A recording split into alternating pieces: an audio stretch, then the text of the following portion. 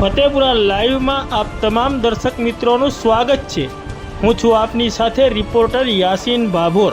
આજના મહત્વના સમાચારની વાત કરીએ તો લીંબડી ગ્રામ પંચાયતની ગ્રામ સભામાં ગ્રામ પંચાયતના વોર્ડ નંબર 11ના સભ્યએ ગામમાં પીવાના પાણીની પરબની સુવિધા ઊભી કરવાની માંગ કરી।